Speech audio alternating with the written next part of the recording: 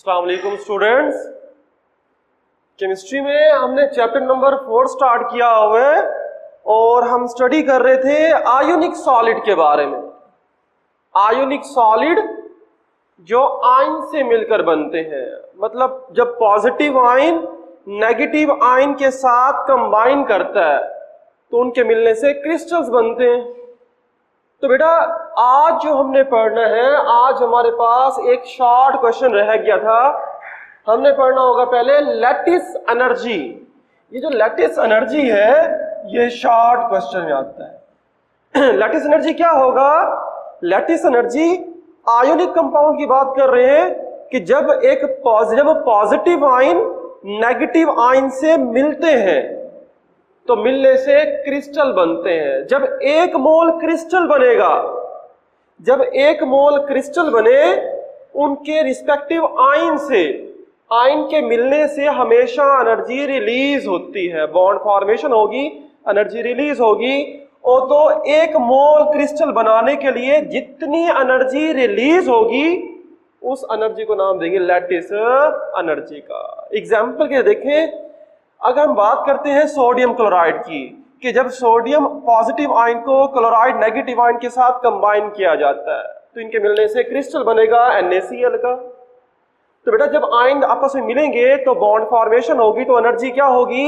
Release होगी। और release हो रही है, एक्सोथर्मिक रिएक्शन है, तो साइन कौन सा आएगा? माइनस का यूज करेंगे, माइनस का साइन यूज करेंगे।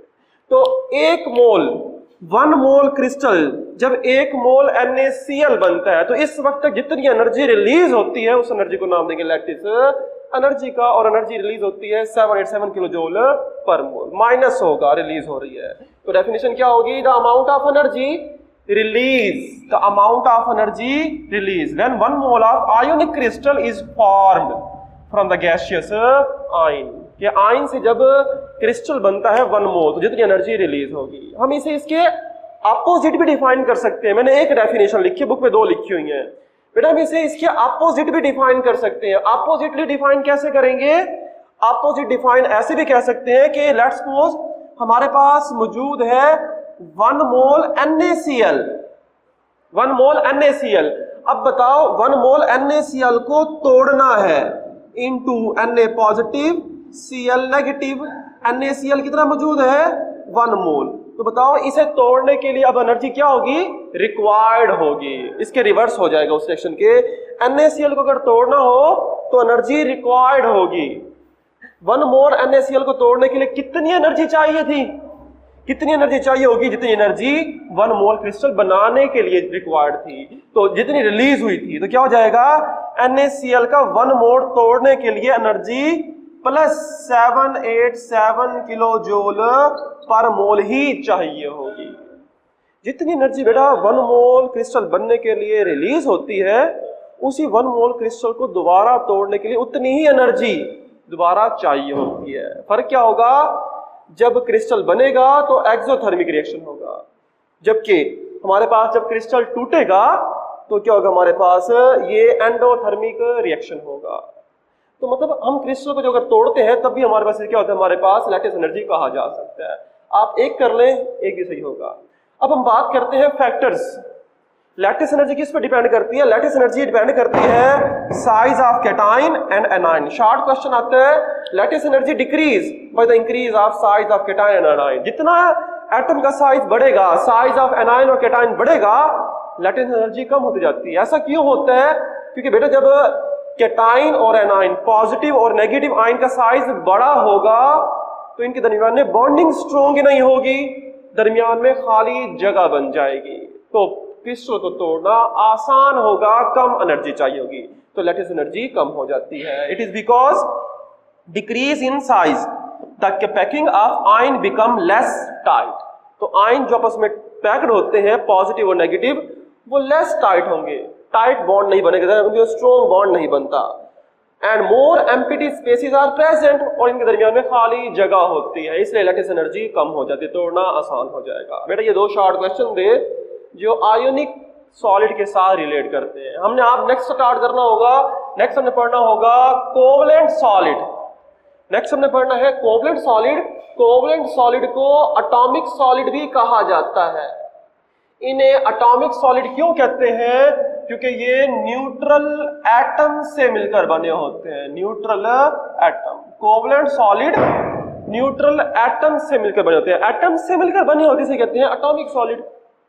तो इन्हें फिर कोवलेंट सॉलिड क्यों कहते हैं?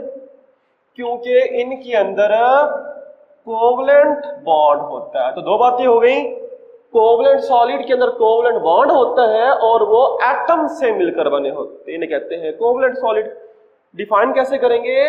The crystalline solid in which neutral atom are held, जिसके अंदर न्यूट्रल एटम्स आपस में जुड़े होंगे और उनके बॉन्ड कौन सा होगा? कोवलेंट बॉन्ड होता है। इस कोवलेंट बॉन्ड की वजह से इन्हें कोवलेंट सॉलिड कहा जाता है। एटॉमिक सॉलिड क्यों कहते हैं? क्योंकि एटम से मिलकर बने होते हैं। तो दोनों इसके पॉइंट्स को आप एक्सप्लेन करोगे। अब कोवलेंट सॉलिड के अंदर एटम्स आपस में जुड़े होते हैं कोवलेंट बॉन्ड के जरिए। एटम्स एक जैसे भी हो सकते हैं, एटम डिफरेंट भी हो सकते हैं। तो अगर हम बात करें टाइप्स ऑफ कोवलेंट सॉलिड की, टाइप्स ऑफ कोवलेंट सॉलिड, ये भी शॉर्ट क्वेश्चन में है।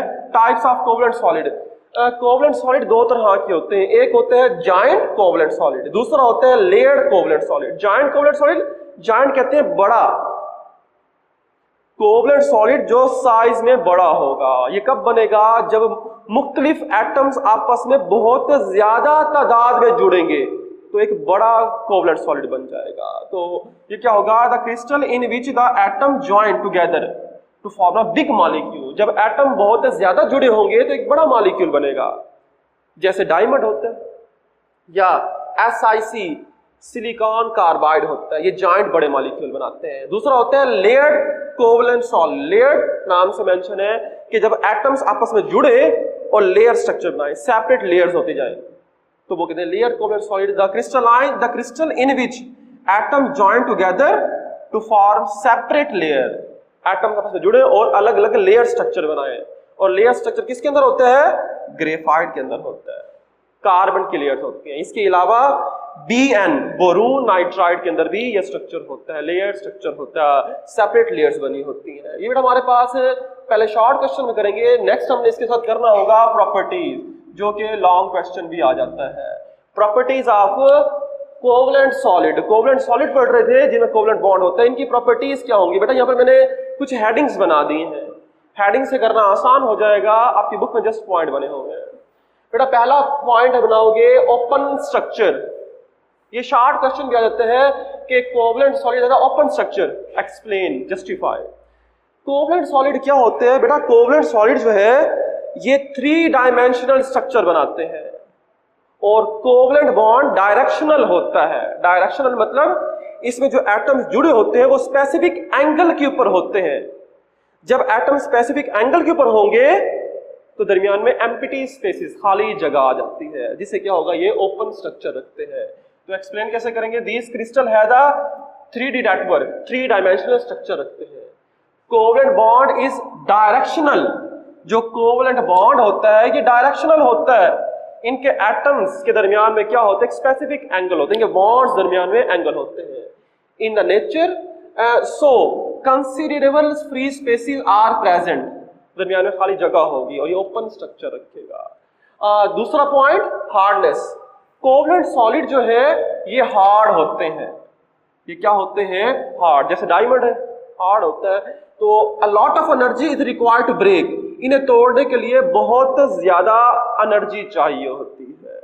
तीसरा point, melting the boiling point. इनके मेल्टिंग और बॉइलिंग पॉइंट भी ज्यादा होते हैं। ग्रेफाइट है, डायमंड है, तो कुछ के कम है लेकिन ज्यादा बॉइलिंग पॉइंट हाई होते हैं। They have high melting in the boiling point.